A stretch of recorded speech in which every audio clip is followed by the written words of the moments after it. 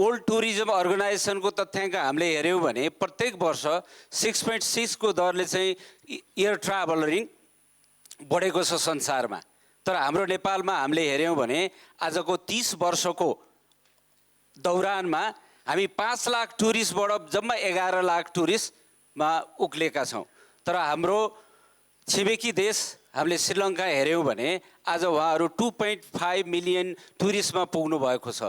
हाम्रो per day टुरिस्टले खर्च गर्ने हिजो $45 थियो पर डे भने आज घटेर $45 भन्दा तल पुगेको छ, जहाँ कि श्रीलङ्काले के अरे $85 प्लस पर डे जाने पर पर्सन चाहिँ एक्सपेन्डिचर टुरिस्टबाट प्राप्त गरिरहेको छ। यस अर्थमा हाम्रो ग्यापिङ चाहिँ कहाँनिर छ त भन्ने चाहिँ हामीले बुझ्न जाने जरुरी छ।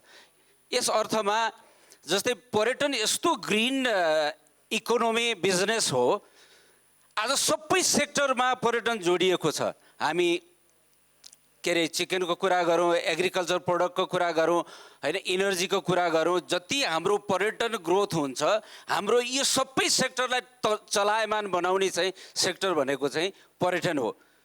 तर यसमा हामीले सबैले बुझ्न के जरुरी छ भने एउटा देशको टोटल इकोनोमीको मेरुदण्डमा चाहिँ सबै सेक्टरको चाहिँ अहिले कति पर्सेन्टेज कन्ट्रिब्युसन छ र भोलि हामी डेभलप इकोनोमीमा पुग्दाखेरि चाहिँ कुन सेक्टरलाई चाहिँ हामीले बढी प्रायोरिटाइज गर्ने भन्ने चाहिँ आजको आवश्यकता हो। आजसम्म यो हामीले देखेको छैनौँ।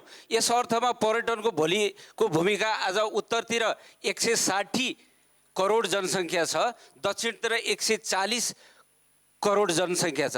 तर हामी कहाँ टुरिस्टको जाने किन हामीले चाहिँ ग्रो गर्न सकेनौँ भने यसका 3-4 पक्षहरू छन्।